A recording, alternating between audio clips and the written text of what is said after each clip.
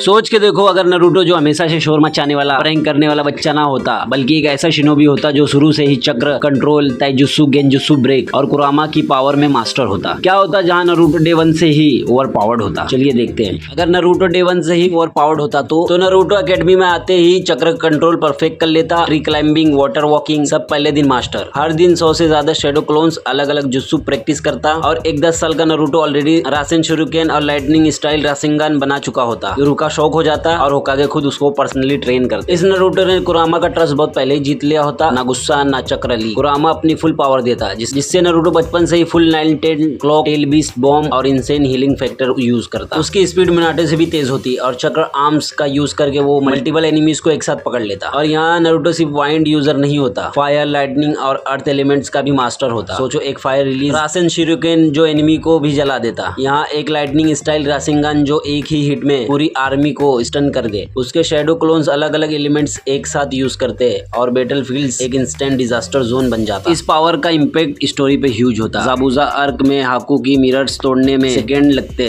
और जाबुजा सरेंडर कर देता। चुनिन एग्जाम में नेजी को जेंटल फीस्ट का चांस ही नहीं मिलता। गारा का शुकाकू फॉर्म एक पंच में डाउन हो जाता। सासके रिट्रोवल अर्क में वैल्यू ऑफ द एंड की फाइट सिर्फ 2 मिनट चलती और सासके अनकॉन्शियस वापस लौटता। अकात्सुकी का प्लान फेल हो जाता। इटाची का गेंजुत्सु इंस्टेंटली ब्रेक होता। दी डारा का एक्सप्लोजन हवा में ही फेल होता। पेन जब लिफ्ट पे अटैक करता तो पहले ही रासेन शुरुकेन शिनरा टेंसी को रोक देता और नगाटो खुद सरेंडर कर देता। फोर्थ ग्रेट निंजा वॉर शुरू होने से पहले ही खत्म हो जाता। मदारा, ओबिटो और काबूटो का प्लान स्टार्ट होने से पहले ही डिस्ट्रॉय हो जाता। इवन कागुया एक टेल्ड बीस्ट बॉम्ब और एलिमेंटल राशन शुरुकेन के कॉम्बो में सील हो जाती। ये नारुतो सिर्फ एक हीरो नहीं, एक लिविंग लेजेंड बन जाता। लेकिन यहाँ एक प्रॉब्लम भी होती। जब सब कुछ इजी होता तो स्ट्रगल, बॉन्ड्स और पर्सनल ग्रोथ कैसे होती? ओवर पावर्ड नारुतो को कभी वो दोस्ती का मजा नहीं मिलता जो असली नारुतो को पेन और सेक्रीफाइस के बाद मिला। और यही सबसे बड़ी बात है, शायद एक ओवर पावर्ड नारुतो दुनिया का सबसे तेज, सबसे पावरफुल निंजा बन जाता। लेकिन वो नारुतो जिसको हम जानते हैं, उसने हमें ये सिखाया है कि असली ताकत सिर्फ पावर से नहीं, दिल से आती है। तो तुम क्या चाहोगे? एक वो नारुतो जो शुरू से ही सब कुछ जीत ले, या वो नारुतो जो हार के भी जीतना जानता है? अपनी चॉइस कमेंट में जरूर लिखो, क्योंकि ये डिबेट कभी खत्म नहीं होने वाली। मिलते हैं अगली वीडियो में।